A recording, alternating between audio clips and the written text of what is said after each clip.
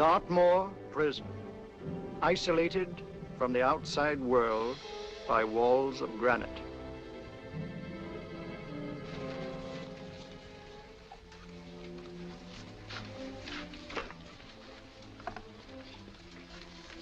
They say you could get out of here by merely telling what you know. You may or may not be another Scotland Yard bloke. But I'll give you the same answer I gave the others. I still have 2 years, 8 months, and 6 days left in which to make musical boxes. That'll be sold at auction for the benefit of this delightful sanctuary. And I intend to serve them.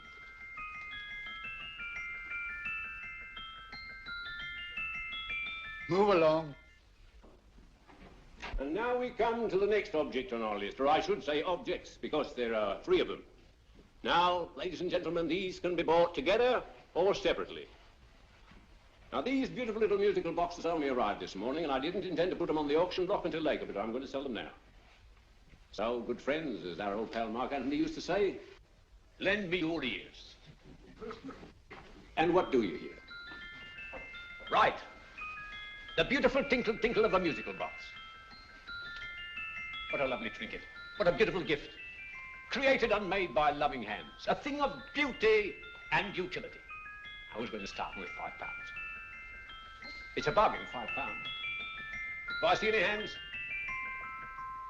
If there's a connoisseur in the house, will go £3 for it. £2. £1. 10 shillings. Thank you, sir. Ladies and gentlemen, 10 shillings is offered for a musical box you couldn't buy anywhere in London for less than £5.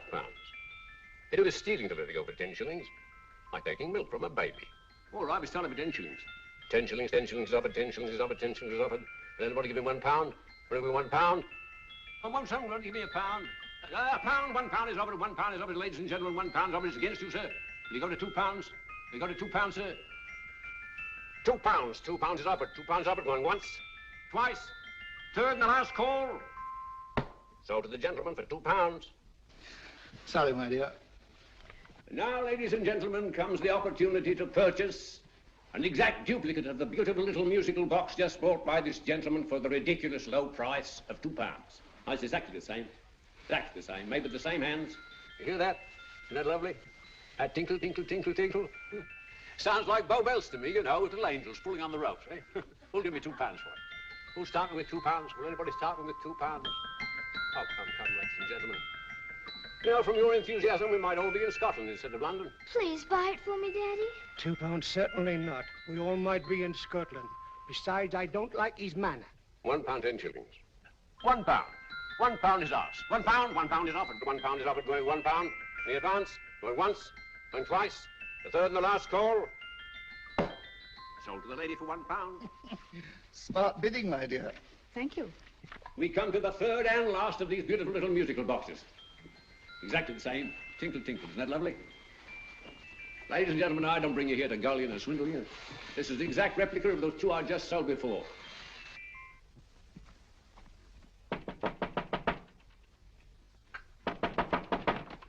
We're closed. But this is extremely important. Come in, sir, come in. I'm sorry to disturb you, but I was unfortunately delayed from arriving in time to bid on certain articles which I was rather anxious to obtain. Oh, perhaps they weren't sold, sir. We are carrying several things over. What might the articles be, sir? 3 identical musical boxes, about so large. Oh, I'm sorry, sir, but they were sold. Pity you weren't here to bid on them. They didn't bring anything like the real value. I'm most anxious to obtain them. I wonder if your records would show who the purchasers were. Oh, we don't usually give out that information, sir. For certain, shall we say, sentimental reasons, I'm most anxious to get in touch with the purchasers. I'd be willing to pay, shall we say, £5. Well, for certain sentimental reasons, sir, we'd be very happy to oblige. Alfred, today's sales.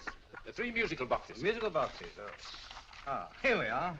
The first purchased for £2 for Mr. Julian Emery, 52 Portman Square. Write this address down, Alfred. Yes, sir. Second didn't leave any name. Oh, how unfortunate. I think she's a dealer. You see, they don't like us to know where the things are going. On account of the profits. You say the second purchaser was a woman. Can you give me a description of her? Oh, she was a young woman, fairly tall, slender, had a light complexion and dark hair, and she was wearing A grey suit, don't you remember? That's right. She probably runs a gift shop.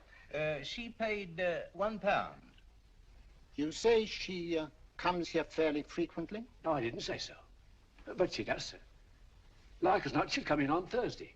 We have sales on Mondays and Thursdays. Ah.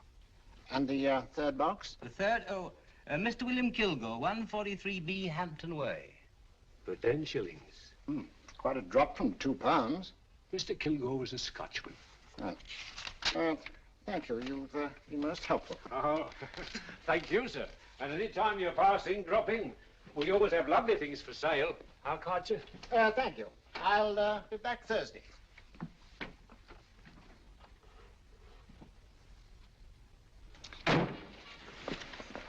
The message reached us too late. Musical boxes are being sold. Well, let's get out of here.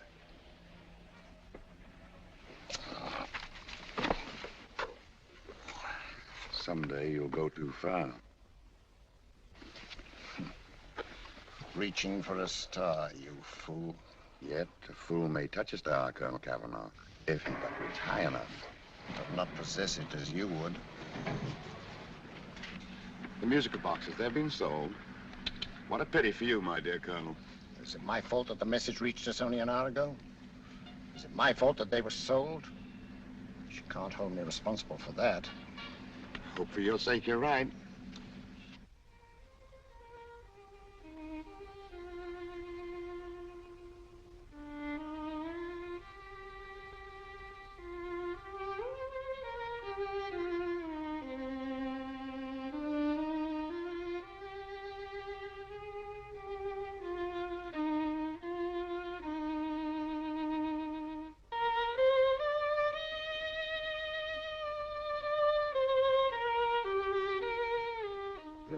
Upon you tonight at 7:45, a gentleman who desires to consult you upon a matter of the very deepest moment. Remember that letter, Holmes? It was written over 2 years ago. An interesting case, devilishly interesting. Irene Adler. What a striking-looking woman from the brief glance I had of her. Seems only yesterday. What charm. What poise, and what a mind. Sharp enough and brilliant enough to outwit the great Sherlock Holmes himself. I take it the new issue of the Strand magazine is out, containing another of your slightly lurid tales. Indeed. What do you call this one? I call it A Scandal in Bohemia. Not a bad title, eh? If you must record my exploits, I do wish you'd put less emphasis on the melodramatic and more on the intellectual issues involved. More on the what do you mean by that? Well, I do hope you've given the woman a soul. She had one, you know. By the woman, I suppose you mean Irene Adler. Yes. I shall always remember her as the woman.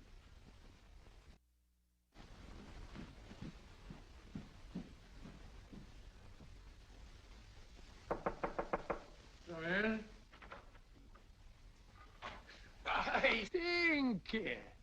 That's it, old boy. How are you? How are you, old boy? I haven't seen you for years. I want you to meet my old friend Sherlock Holmes. Holmes, this is Stinky. In other words, Julian Emery. How do you do, Mr. Emery? Watson has often spoken of you. Oh, had he? Yes, we were at school together. It's more years ago than I care to remember, but you didn't come in here just to remind me of that. No, I just happened to be in the neighborhood and saw your lights burning, so I took the liberty of looking you up. Still writing your mystery stuff? Yes, there's a new one out this week. Good, I never miss them. Oh, good, thanks. I say that bandage makes you look very interesting. Still poking your nose into other people's business as usual? Who hit you? I haven't the foggiest notion.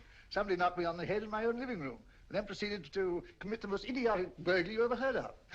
Fellow must have been balmy as a coot. Balmy? Why? Come sit down, old boy. Hey. Would you like a cup of tea? Huh? Oh, all right. I'll go and tell Mrs. Hudson. Why do you say the robbery was idiotic, Mr. Emery?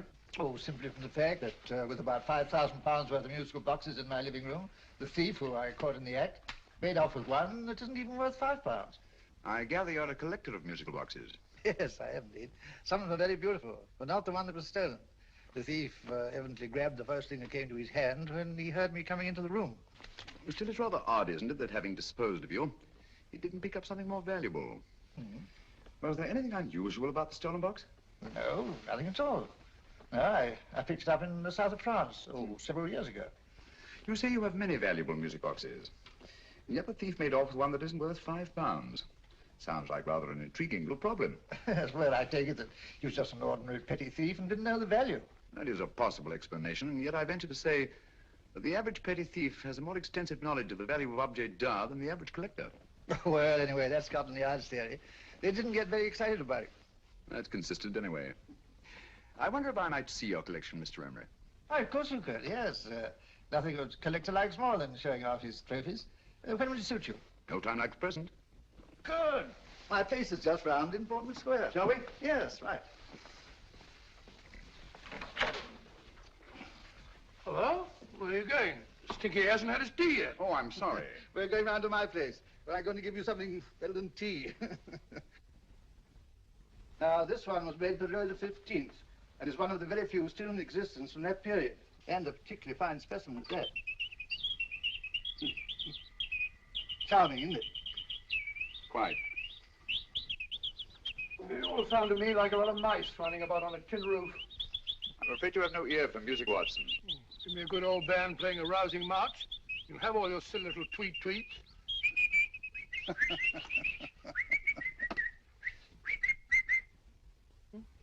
Another room. Is this me?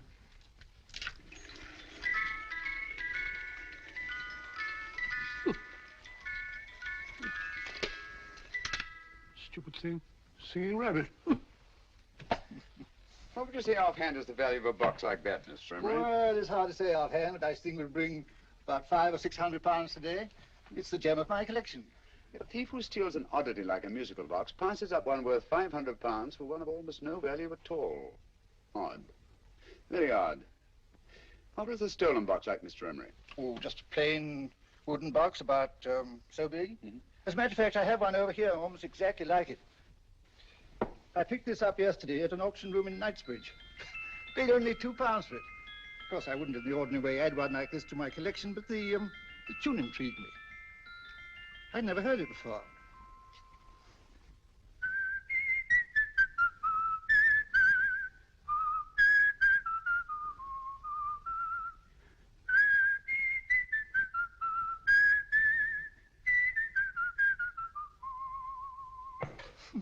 You have a remarkable ear for music, Holmes. Rather an unusual melody. Sit down, Bill. Thanks. You say you bought that box at an auction sale yesterday? Yes, the Gaylord auction rooms in Knightsbridge. Run by old, what's his name? Crabtree. That's the man. At what time was the robbery committed? Oh, about 3 o'clock this morning. You know, Mr. Emery, that box and the robbery might well be cause and effect, especially since you say that the stolen box outwardly resembles this one a great deal. And Scotland Yard were not particularly interested, eh? Oh, yes, but I wouldn't blame him for that, especially as I told him I was quite unable to describe the thief, except, of course, for the fact that it was definitely a man. All you remember is that you came in here and someone struck you on the head. Yes, the next thing I knew, my man was trying to revive me. It might be wise for you to put that box away somewhere and lock it up. Oh, I don't think that's necessary. Besides, everything's insured. Well, at least if any further attempts at robbery are made, I'd suggest that you call the police, rather than running into any personal danger. Oh, come, Holmes, aren't you being a bit of an alarmist? Possibly. Well, Mr. Gray with old Stinky. Seems to me you are making rather a mountain out of a moleskin. Molehill is the word, old boy, and it's time you were in bed. Thanks so much for letting us see your place. Now the best, been glad meeting you.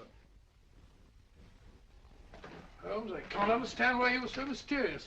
Seems to me the petty thief explanation was the only sensible one. Really? I can't see how you can believe it was anything else. I didn't say I believed it to be anything else. The petty thief theory is the obvious one, I grant you. However, it's often a mistake to accept something as true merely because it's obvious.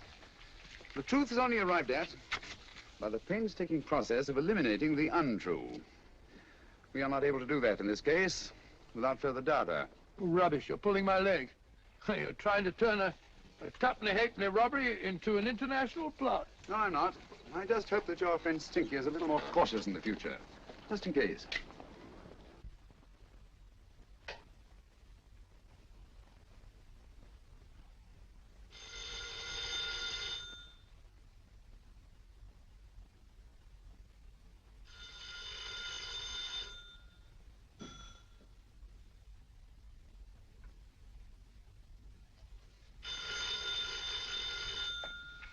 Hello? Yeah? Julian Emery here. Who?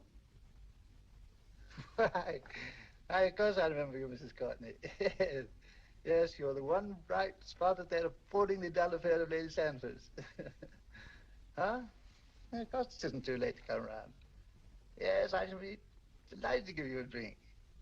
I tell you what, come straight up and I'll leave the door unlatched. Right, well, 15 minutes? Good. I shall be counting each moment.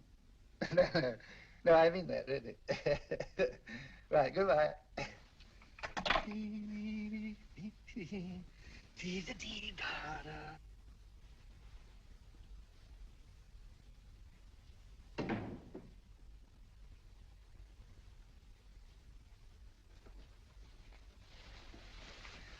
Boo! Oh, you startled me. Did I? Yes. Must be the pixie in me. I know I shouldn't have called you so late, but I was at a party just around the corner, and I remembered your invitation to see your collection of musical boxes. My dear Mrs. Courtney, pleasure is all the greater for being so unexpected. My friends call me Hilda. Thanks. Mine called me Stinky. Stinky, how quaint. Oh, what a perfectly wonderful collection of musical boxes. You know, when you told me you had a collection, I had no idea it was so attractive. Yes. They appeal to the ear as well as to the eye. Oh, what a plain little one. Why, it looks just like a country cousin amid all this grandeur. No. You mustn't underestimate the country cousin. Only last night a burglar broke in here, and with all these to choose from, went off with one very much like it. Really? Yes, I don't mind the loss of the box so much, but I do resent this crack on the skull. But it makes you look so interesting. Oh, do you think so? Uh-huh. It's funny, that's what old Fatso said. Fatso? I mean, Dr. Watson. He was here this evening with a friend, Mr. Holmes. He's interested in my collection, too. Sherlock Holmes? Yes. Do you know him? I've heard of him. Yes, he seems to think I'm in some sort of danger. What a haunting tune. It takes me right back to my childhood. Really? You know, it's odd that you should be interested in that particular musical box. Odd? Why? Because Mr. Holmes is also interested in it.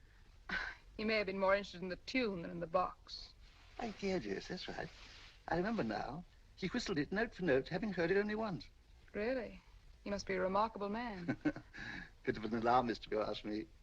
Don't you believe in warnings? Of course not. Who'd want a box like that? I would. You're not serious. Oh, but I am. Well, you put me in a very awkward position. I'm a collector, you know. And the collector buys but never sells. But if the price were high enough... The price has nothing to do with it. It's the principle of the thing. Yes, well, we haven't had our drink. No, thanks. I must be getting along. Must you really? I'm afraid so. You're not walking out on me, are you? My reputation, Stinky. I say, you know, you are an attractive woman. Thanks.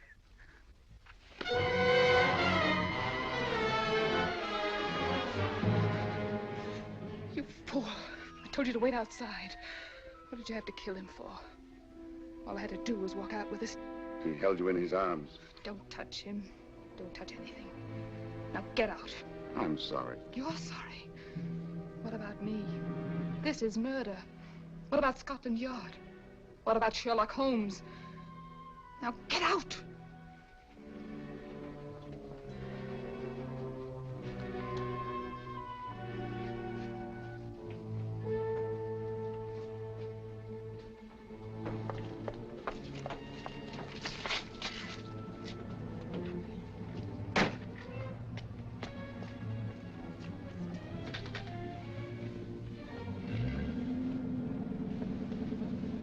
Did you get it? Good. Did you have any trouble with him? Just a matter of murder. Ah, Mr. Holmes. Hopkins. Thanks for coming so promptly. Inspector Lestrade suggested that I call through to you. Mr. Emery was the client of Mr. Holmes, Inspector. Indeed. You didn't mention that when I telephoned you, Mr. Holmes. Well, not exactly a client, Inspector. Sergeant Thompson? He was killed between the hours of 11 and 2 o'clock this morning, Mr. Holmes. Must have been someone he knew, someone of whom he had no suspicion. Poor old Stinky. It's all my fault. I should have prevented this. Well, there's no time to start talking about that now, Doctor. Apparently it's gone. That's the second attempt on the musical box that Emery bought at the auction sale. And this time it was successful. But that box was only worth £2. It was worth a man's life, Watson. I think we'd better pay a visit to Gaylord's auction room and that fellow Crabtree. Inspector, may I suggest that you make a complete search of this flat for a small, plain, musical box about that size? Thank you. Come on, Watson. You say the first box went to Mr. Julian Emery. The second to Mr. Kilgore, 143B Hampton Way. And the third to the unidentified young lady who presumably has a shop and lives near Golders Green. That's right, Mr. Holmes. Isn't it rather strange, Mr. Crabtree, that you should have had 3 identical musical boxes all playing the same tune? Where'd they come from? Dartmoor Prison. Dartmoor? Yeah, we get a regular shipment from there every month. The inmates manufactured them. Well, they make all kinds of things, you know, pipe racks, waste paper baskets, musical boxes. Did you happen to notice if anyone showed any particular interest during the auction in the purchasers of these 3 boxes? Oh, come now, Mr. Crabtree. This is very literally a matter of life and death. Well, since you put it that way, Mr. Holmes, there was a gentleman came in here about an hour after closing time, and he was in an awful state, he was. He gave me £5 to tell him where the boxes had gone to. He said they had a sentimental value for him, sir. Expensive sentiment. Can you describe him? He was tall, distinguished looking, and he had grey hair and a moustache. He was quite a gentleman, sir. Now, what was his reaction when you were unable to supply him with the address of the young lady who owned the shop? I told him the young lady usually come back on Thursday. He said he'd come back on Thursday. Now, that's tomorrow. Thank you, Mr. Crabtree. You've been very helpful. Thank you. Come on, Watson. Where are we going now, Holmes? We're home on Mr. Kilgore, the man who bought the 3rd box.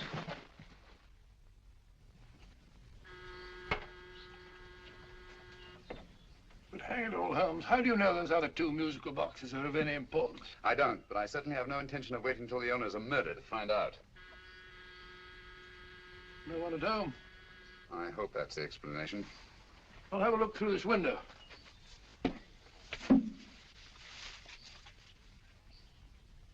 Doesn't seem to be anyone there. The whole place seems deserted as far as I can see. Yes? Mr. and Mrs. Kilgore at home? No. When do you expect them? Oh, in an hour or so.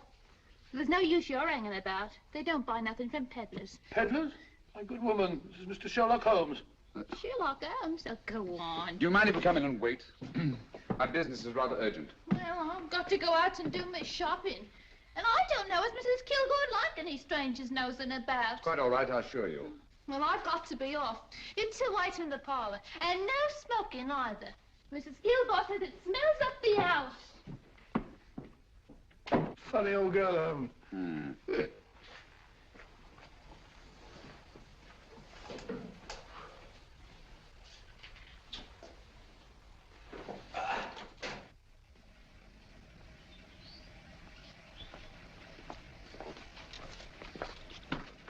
Park Lane. Park Lane?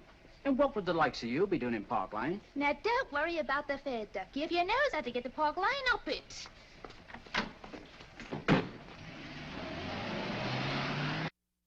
You know, Holmes, I've been thinking. There must have been something hidden in that box of old stinkers. Stolen jewelry, possibly. What's up, Holmes? Listen. What's just some steam in the water pipes?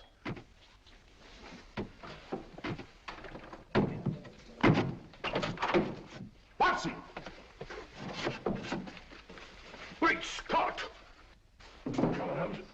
Get on the chair. All right, my dear. There. Now, don't worry. It's all over. There you are, dear. Don't cry anymore.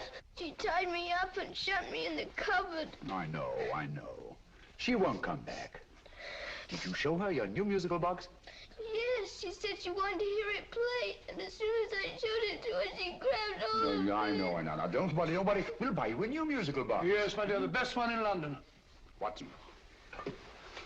Oh, what a fool I've been. What do you mean, Holmes? She took the musical box out of this house in that market basket, right under our very noses. Why could the Kilgore charwoman want to take the music box? She isn't the Kilgore charwoman. She's a consummate actress. An extremely clever, unscrupulous woman who will stop at nothing. Take care of the child, will you, Wolf, till our parents get back. Explain everything to them. Of course I will. But, Holmes, where are you going? Somewhere, somehow. I must get to the young lady who bought that 3rd musical box before our opponents find out. I only hope that I won't be too late. Oh, no, darling. darling, you mustn't cry anymore. Now, cheer up. Would you like to hear old Uncle make a noise like a duck?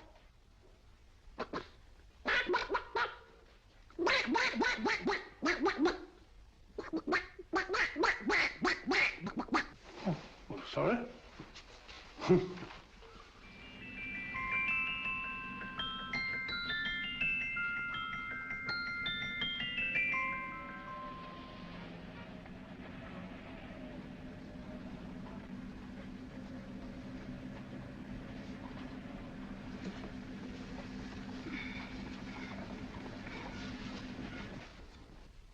And now, ladies and gentlemen, how much am I offered for this beautiful lace Dresden china figurine?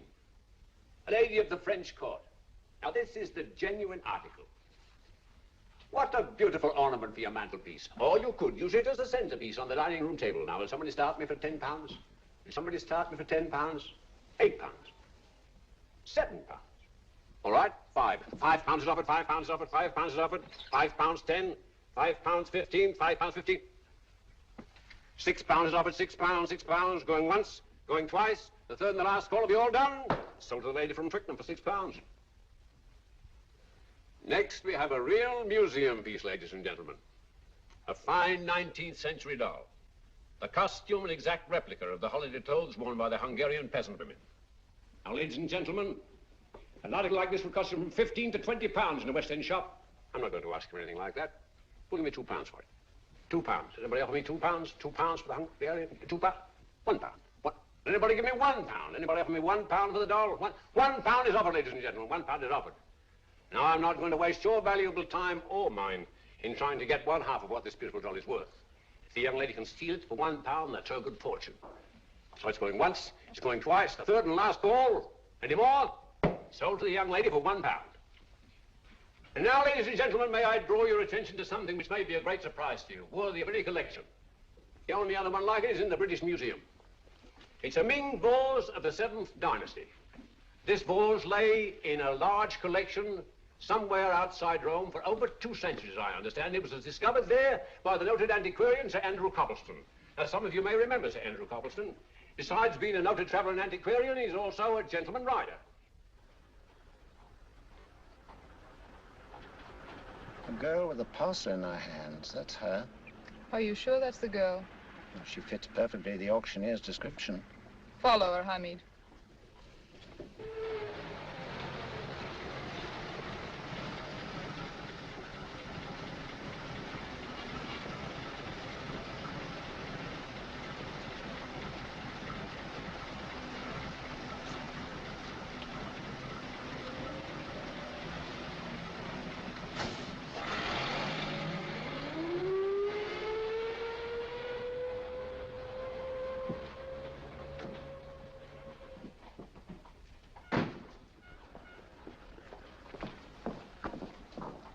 It's lovely, dear. And only £1.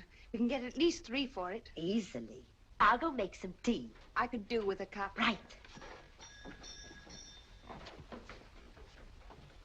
Good afternoon. Good afternoon. I'm looking for a birthday gift for a 7-year-old girl. What would you suggest? We have some lovely dolls. Now, this Hungarian I peasant... think she has enough dolls already. Books are always welcome.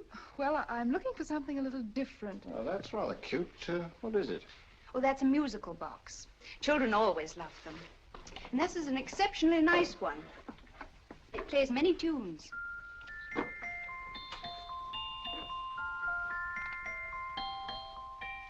Have you any others? Yes. If you'll just step this way.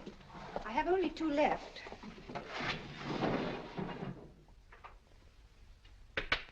How nice.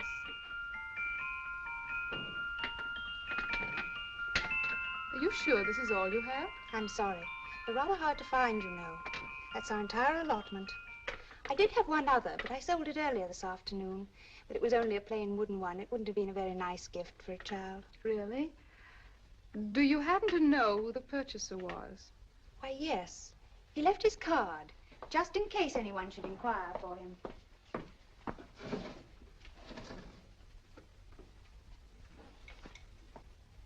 How interesting. I'm sorry, but I'm afraid I'll have to look a bit further. Thank you anyway. Good afternoon. Thank you.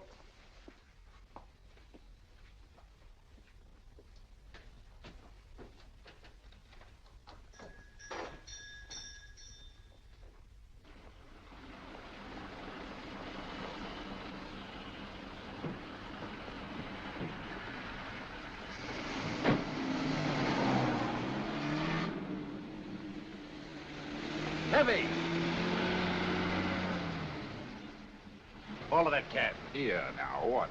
Scotland Yard. Hop in.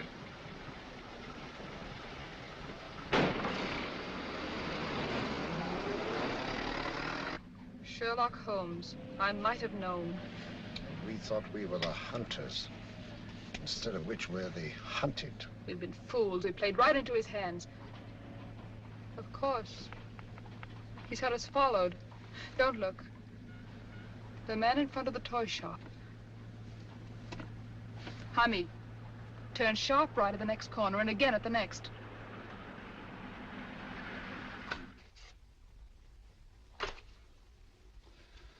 No photograph of her, Commissioner, as I expected. She's not a known criminal.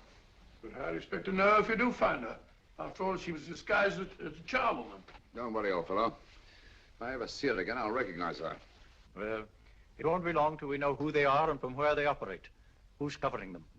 Sergeant Thompson's following them, sir. They won't get away from him. He's a good man. We could have arrested them at Clifford's toy shop if we had any proof. But we know that they killed Emery. Proof, my dear fellow. We must have proof. We have x-rayed it, sir. There's nothing whatever concealed in the box. We'll have a look at the plates.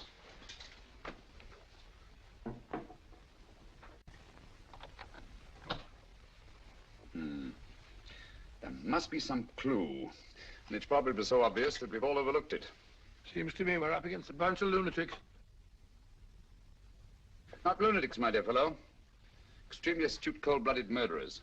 Well, what can these little musical boxes have in them that's so important? Don't forget, they were made in Dartmoor prison. You can smuggle stuff into prison, but not out. You want us to break the box apart, sir, to see if there's anything the x-ray hasn't caught? No, not yet. Do you mind if I take it? Certainly. Thanks.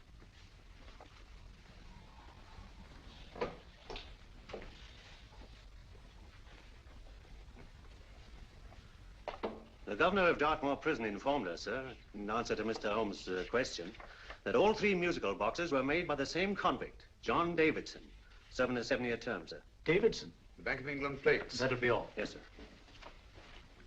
Now we're getting somewhere. Wait a minute. How did you know about the plates, Mr. Holmes?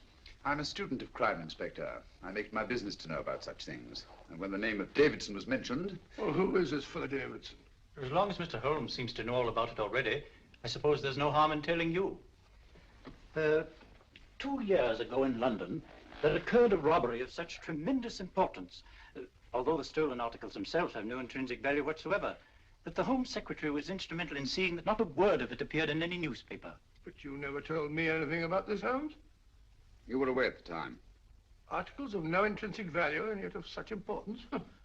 I don't understand. Davidson was apprehended within 15 minutes of committing the theft. But by that time, he'd hidden the articles in question and they've yet to be found. Before going further, Dr. Watson, I must inform you that this matter's not to be mentioned outside of this room. Of course not. Do I look like a man who'd gossip? Let's not go into that now, old fellow, shall we? Davidson had been employed for years in a position of extreme trust by the engravings department of the Bank of England. The articles he stole were nothing less than a complete duplicate set of plates for printing £5 notes. What? The Bank of England's own plates? Precisely. And with those plates, a gang of crooks could flood England with £5 notes, not forged in the usual sense of the word, but notes undetectable from genuine Bank of England notes in any way whatsoever. Good heavens. Any whisper at all might have resulted in enormous damage in shaking public confidence in the Treasury. We tried everything after we arrested Davidson. Offered him a shorter sentence if he'd tell us where he'd hidden the plates. Why, we even put in Scotland Yard men with him as cellmates, but no results. Obviously, Davidson is a man of strong character and infinite patience. Yet suddenly he feels impelled to smuggle out the secret of the hiding place of the plates to his confederates. Why? I don't understand, Mr. Holmes.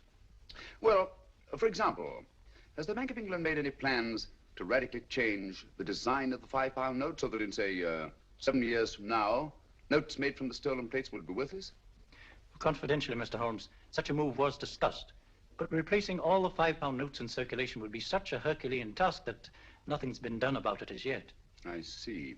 Of course, there is another possible explanation. Davidson didn't have much time to find a hiding place before he was captured. He may be afraid that the plates will be accidentally discovered before he's released. Hence his anxiety to communicate their whereabouts to his confederates as soon as possible. I believe you've hit it, Mr. Holmes.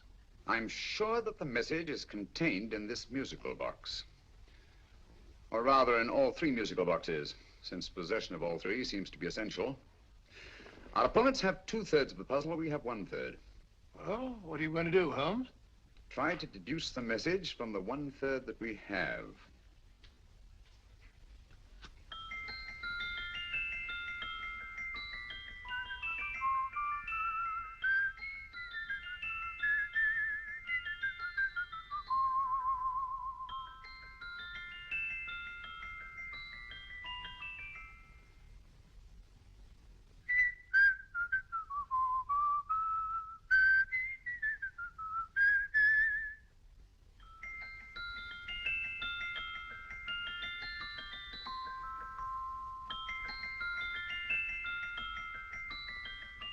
It's the same tune as the one played by Emery's musical box.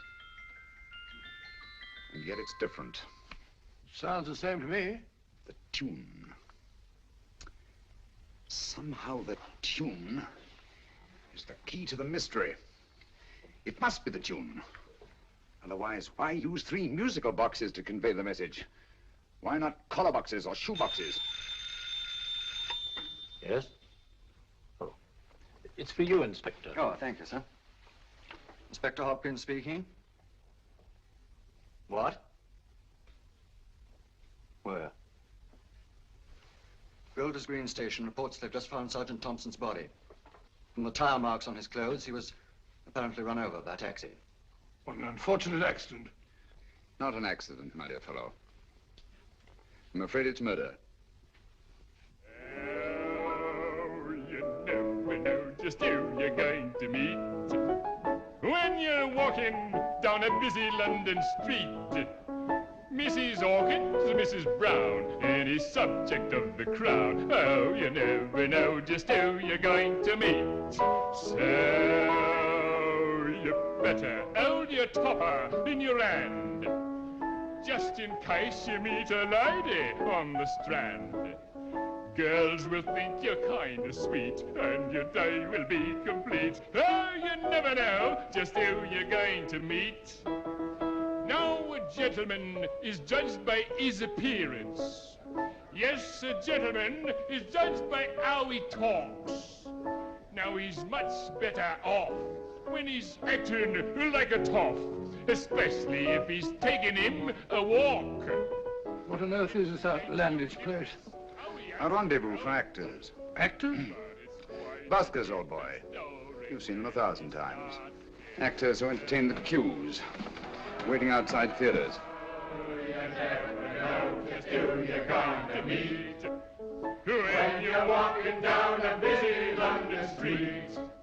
So you better wear your best, advertise to look your best, 'cause you never know just who you're going to meet. So you better keep your manners right in view, just in case a lady gives a how-do-you. Keep your trousers in a pleat, shine your shoes and keep them neat, 'cause you never know just who you're going to meet. Blimey. Mr. Holmes. How are you, Joe? Never met him. And yourself? Fine, thank you. I want you to meet a friend of mine, Dr. Watson, Joe's sister. Oh, well, any friend of Mr. Holmes is a friend of mine. Hi, Joe. He did me a good turn once that I'll never forget. Yes, I cleared Joe of a most unpleasant charge. Murder, no less. Oh, really? By proving to the satisfaction of the police that he was busy at the time blowing open someone's safe. That's right, Governor. Good gracious me. Joe, now you can help me. Come on, buzz off, buzz off. Come on, up it, up it. Can't a gentleman have some peace and quiet around here? And you too. There you are, Mr. Holmes. Now we can have some peace and quiet around here. Thank you, Joe. There's £5 in this for you. Well, I wouldn't want to take it on myself, sir. But I can get somebody to do it for you for half of that. You don't know what the job is yet. For £5? Murder, ain't it? What? No, Joe, not murder, just music. I want you to identify a song for me. Oh, there ain't a song that's been written that I don't know. That's why I came to you. Now, of course, the violin is more my instrument, but, oh, well, here we go. Now, listen to this, Joe.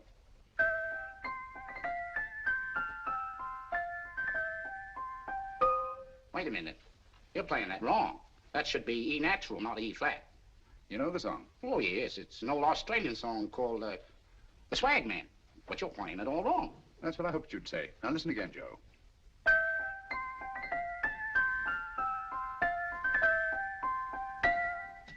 That's the same tune, all right. But you're making different mistakes than you did the first time. No, not mistakes, Joe. Call them variations. Here, play the song for me, will you, the way it's written.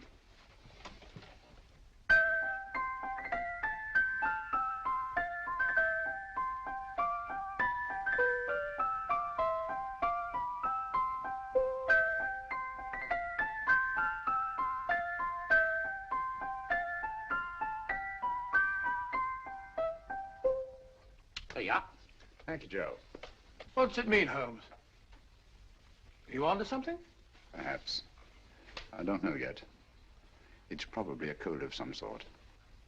Joe, could you write the song down for me, the way it was originally written? Oh, sure, Mr. Holmes. But it'll take a few minutes. Here, Mabel. Pale ale. Come on, up to it. Along with it.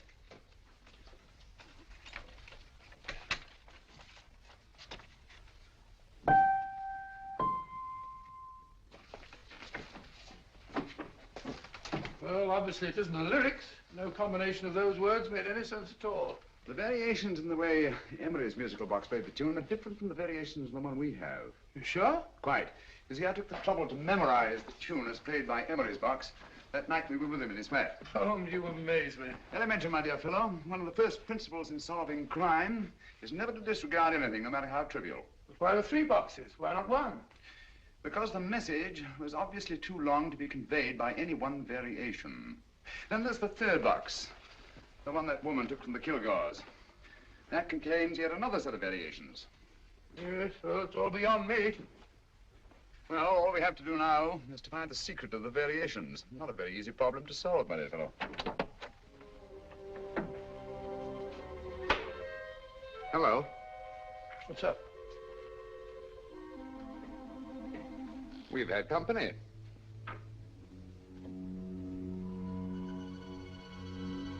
I say, this is outrageous. Ask Mrs. Hudson to come in here, will you? Right.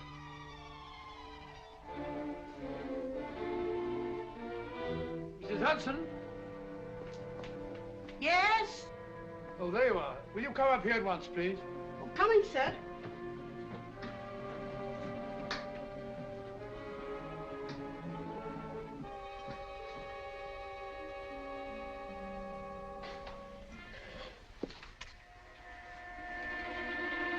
Mercy me, Mr. Holmes. What has happened? Who called while we were out, Mrs. Hudson? Just a young lady. The one who said you wanted her to wait for you. And a nice-looking old gentleman with Our her. friends again, Watson. Friends? What did the young lady look like? Oh, I couldn't see her face. She had a heavy black veil on. But she had such a nice way with her. Oh, I'm sorry, Mr. Holmes, if I've done anything wrong. But you did say I should always let clients come in and wait for you. Don't worry, Mrs. Hudson, don't worry. You had no way of knowing. It's quite all right, quite all right. Now, don't worry, Mrs. Hudson. Don't worry. Where on earth's the musical box? They didn't get it. Didn't get it? Where is it? It's in your hand. Huh? In that biscuit jar. Take the biscuits off the top. Now put your hand inside, and you'll find the music box. Well done, Holmes. Well done. Amazing.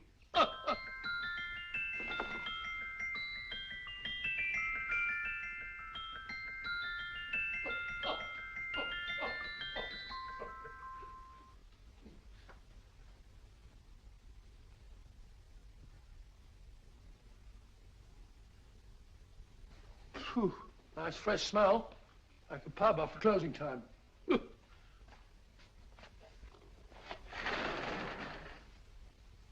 I say, Holmes, What? it's morning. Allow me to congratulate you on a brilliant bit of deduction.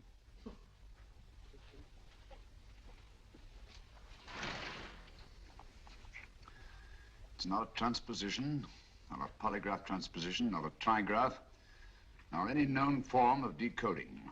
How about the Morse code? Have you tried that? Yes, at about 3 o'clock this morning. I'm sorry, old man. I was only trying to help.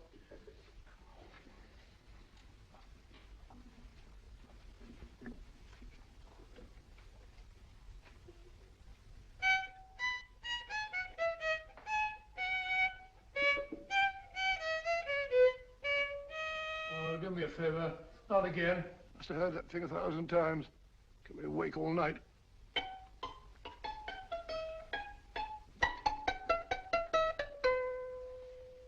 Not a very distinguished composition, I grant you. You know perfectly well I don't know one tune from the other. When I was a kid, my people tried to have me taught the piano. I've always felt sorry for that old teacher of mine. The poor old girl finally reached the point of numbering the keys for me. 1, 2, 3, 4. Even then, I never progressed beyond... Numbering the keys, Watson. The 19th key of the keyboard is the 19th letter of the alphabet. S. Here. Write it down when I give it to my fellow, will you? The first altered note. Write S first. Now, the 8th key is H. The 5th key, E. The 12th key, L. The 6th key, F. S-H-E-L-F. Shelf. Your piano lessons were not in vain, old fellow. You've solved it. Thank you. Oh, thanks, old bean. Hold it. We now have 2/3 of the message. Behind books, third shelf, secretary, Dr. S. Presumably, these are the first and second portions of the message. And this gang has the first and third parts of it. Precisely. Then it's a stalemate? Yes, Commissioner, but we can't leave it like that. There's no doubt in my mind that they'll try to secure our third of the message that's missing. Well, I assume you've taken every precaution to guard the Clifford music. Oh, yes, it's carefully hidden at Baker Street with Dr. Watson on guard. However, I'm reasonably certain that, difficult as it may be, we can find the plates even without the missing part of the message. Behind books, third shelf, secretary, Dr. S. Well, outside of the fact that Davidson hid the Bank of England plate somewhere in London, Mr. Holmes, I don't see that we've progressed at all. Allow me to point out to you, sir, the key words, Dr. S. It looks as if the plates were hidden in the house of the doctor. Whether S stands for his first or last initial remains to be determined by a process of elimination. Well, there must be 10,000 doctors in London with S for a first or last initial. Precisely. And every one of them will have to be questioned in person. That's why I say this is a task for Scotland Yard. It's a task, all right. But Scotland Yard has searched worse haystacks and found a needle. Well, for the time being, I'll leave the matter in your hands, gentlemen. We'll call you if and when we get a lead on our mysterious Dr. S. Thank you. In the meantime, I intend to follow up a little clue concerning a cigarette.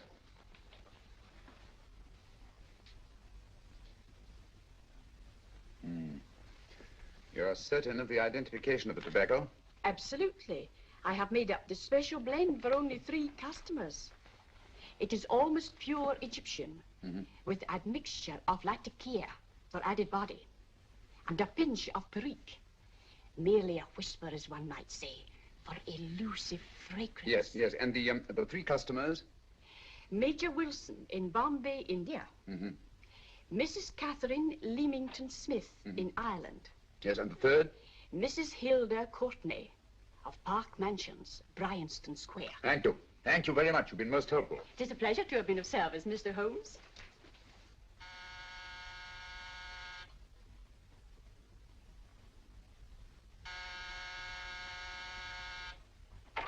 Yes? Mrs. Courtney? Yes. My name is Sherlock Holmes. Oh, do come in. Thank you. I've heard of you, of course, Mr. Holmes. I believe we have a mutual friend in Sir Edward Brookdale. He's spoken to me of you quite often. Indeed. And to what good fortune am I indebted for this visit? I think you know Mrs. Courtney. Well, I did get a summons for speeding last week, but outside of that, I don't think I'm of any interest to the police. Oh, come now, Mrs. Courtney. You seem to forget that you and I have met before. I'm sorry. I'm sure I would have remembered meeting the great Sherlock Holmes. Please sit down. Thank you. You say we met before. Yes. At the home of Mr. and Mrs. Kilgore, 143B Hampton Road. Kilgore? I don't think I know anyone of that name. Well, I didn't say you knew them. As a matter of fact, you called on them when they were out. I don't understand, Mr. Holmes. Really? And you were dressed rather differently. Indeed. Cigarette? Thank you.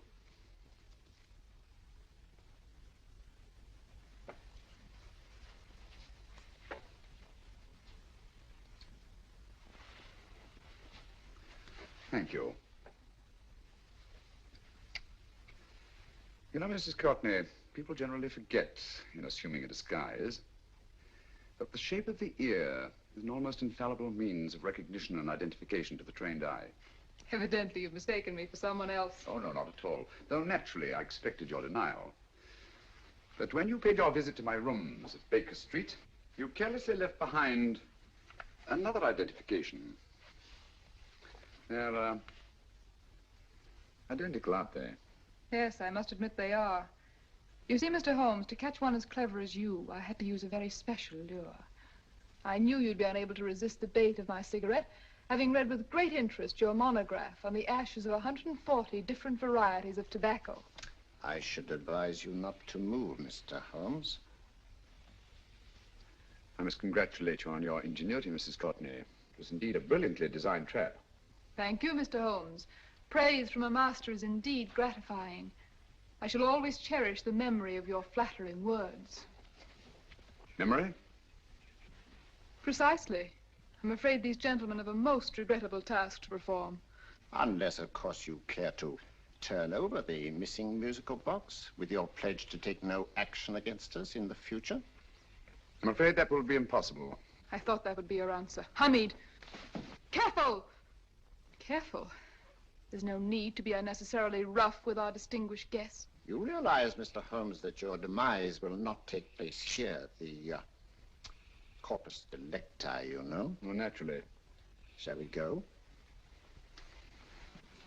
It's so fearfully awkward having a dead body lying about. Don't you agree, Mr. Holmes? Another dead body shouldn't weigh too heavily on your conscience, Mrs. Courtney.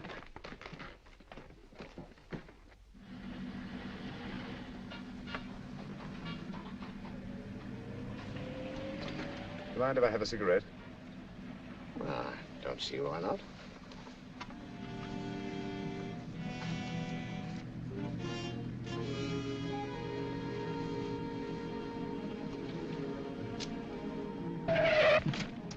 Be careful, Hamid. It's the brakes, they bind. Thank you, Colonel Cavanaugh. It's very considerate of you.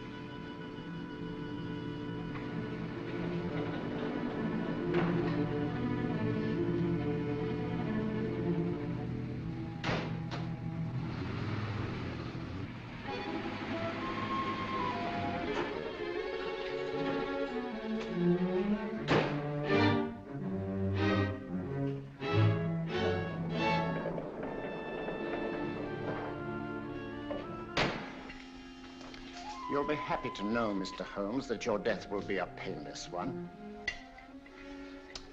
Hamid, attach this to the motor of the taxi. That little attachment, my dear Mr. Holmes, contains the deadly fluid known as monosulfide. The Germans use it with gratifying results in removing their undesirables. Start the motor.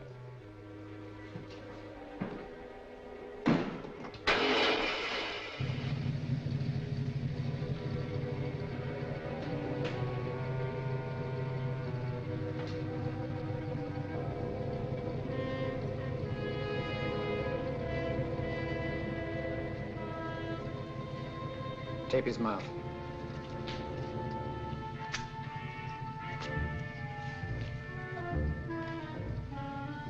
Now, Up with him, Hamid.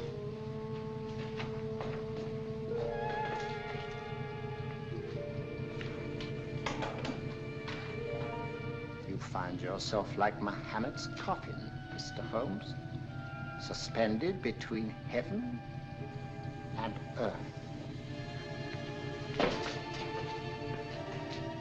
Plenty of fuel in the tank? Good. It would be too bad to have anything go wrong through so simple an oversight.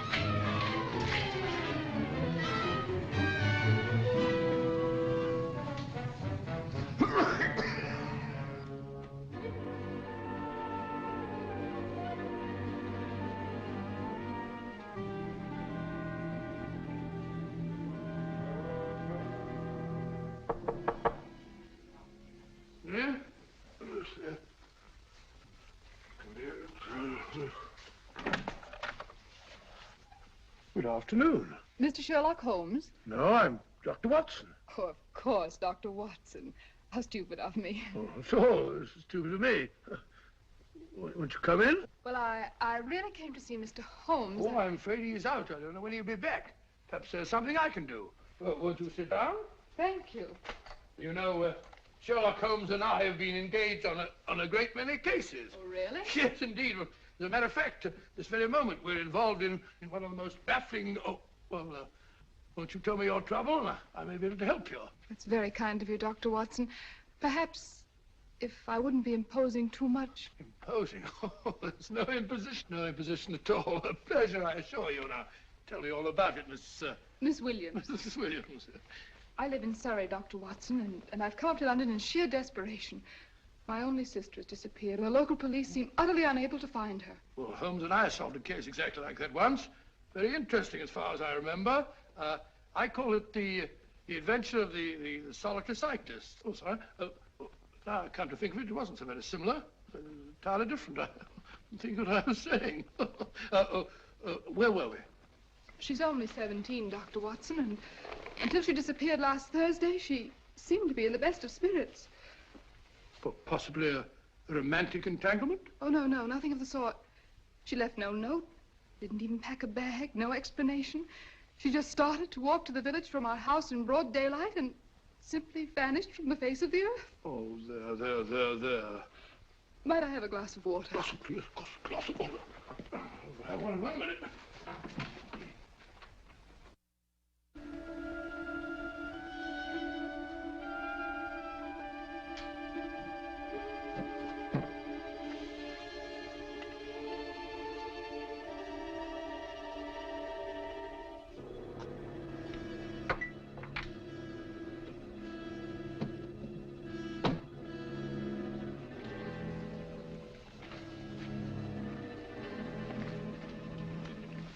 There you are, my dear. Thank you, Dr. Watson. No, you're not to cry anymore. You must pull yourself together. Oh, I feel much better already knowing that you're going to help me. Oh, Dr. Watson, look! Good heavens! Oh. Get through the fire brigade, quickly! Haven't you a fire extinguisher? By Jove, we have in the kitchen.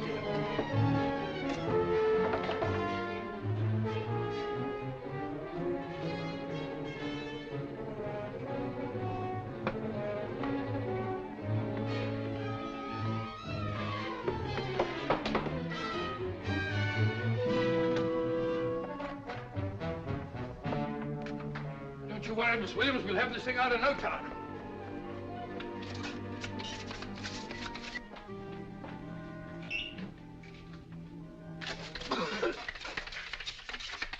That's got it. Get some air.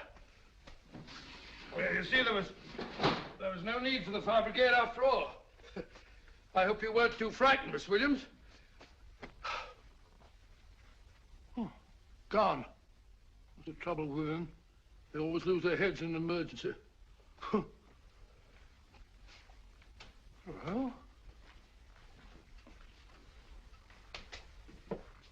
a musical box. Great Scott! Miss Williams!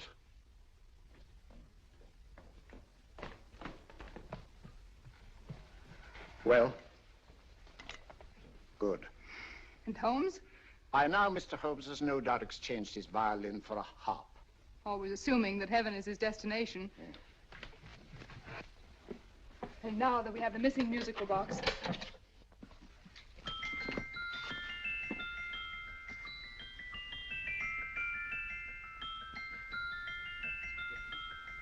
Nineteenth note. 19th letter. Yes. He hasn't been there, you say? Holmes, where on earth have you been?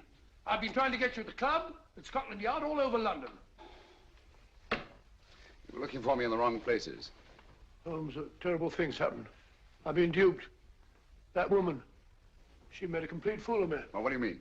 Well, she came here, let off a smoke bomb. I thought the whole place was on fire, and my first thought was to save the musical box. No need to say any more. She has the box. Yes. Don't blame yourself too much, old fellow. She is an extremely clever antagonist. Smoke bomb, you said? Well, you can console yourself with the thought that your charming friend is at least a reader of yours. What do you mean? If I remember correctly, you wrote about my little experiment with smoke and the cry of fire in a story you entitled A Scandal in Bohemia, which has just appeared in the Strand magazine. All right, old boy. Don't rub it in. Well, it may cheer you up to know that you made a fool of me, too. Ah, that cigarette stub was planted here for one express purpose. You're going to bandaging around this place. Bandaging? What's the matter, Holmes? You hurt? Explanations will have to wait until later. At the moment, we're faced with a problem which I fear is insurmountable. Come over here, old boy, will you? Right. Our opponents are in possession of all three parts of the code. And here are we, while the Bank of England plates pass into their possession. Cheer up, old fellow, cheer up. As Dr. Samuel Johnson once said, there's no problem the mind of man can set that the mind of man cannot solve. What's that, old fellow? I was just quoting Dr. Samuel Johnson. He said there is Thank you, Watson. Thank you. Leaving the front reception room, we come into the main hall, where Dr. Johnson was in the habit of passing through to have his meager meals in the dining room opposite, in company with his friend and biographer, James Boswell. We will now pass up the stairway, which remains in its natural wood finish, just as it was when the good doctor was here. The framed etching on the wall is believed to have been presented to Dr. Johnson by the distinguished painter, Sir Joshua Reynolds. I've been told here that picture was given in by Mrs. Thrale, and it's definitely not a Reynolds. Is that important, my dear? Oh, I'm sorry. This way, ladies and gentlemen, please, this way. Move along, children, move along. The secretary's not on this floor. Patience, Hamid. I have a feeling My that... dear Colonel, with Sherlock Holmes out of the way, what could go wrong?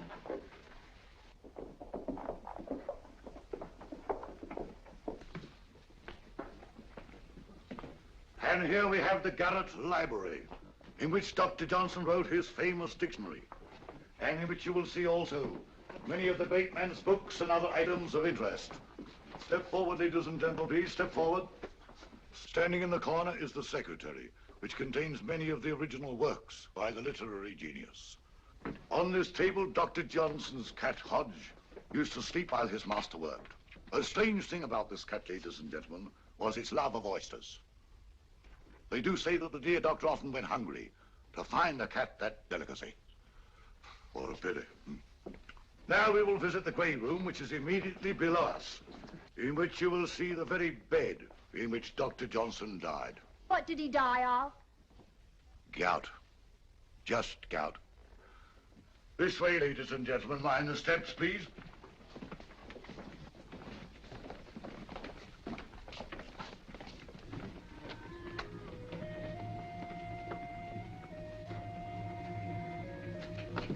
Your keys.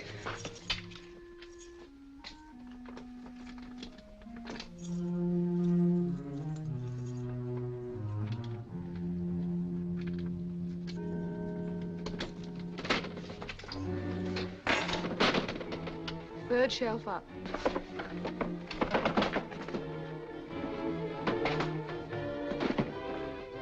The knife.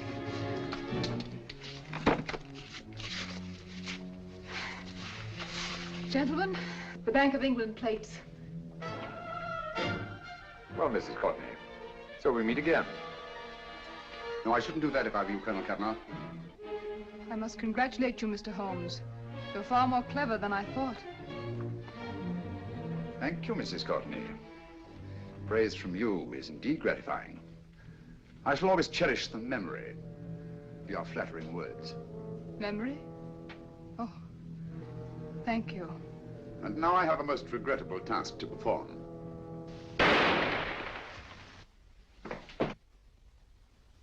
Holmes!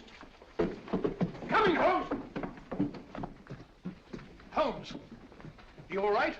Perfectly, thank you, old fellow, but I think this gentleman on the floor requires some medical attention. We must see that he looks his best, you know, when he's hanged. Take them in charge.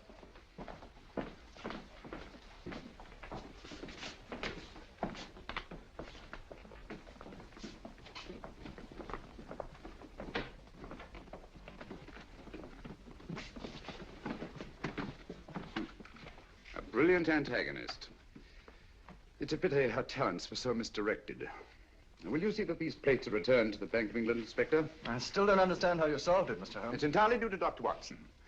He gave me the clue when he mentioned Dr. Samuel Johnson. Well, congratulations, Doctor. Oh, thank you, Inspector. I don't think I'd have done it entirely without Mr. Holmes's help, you know. Oh.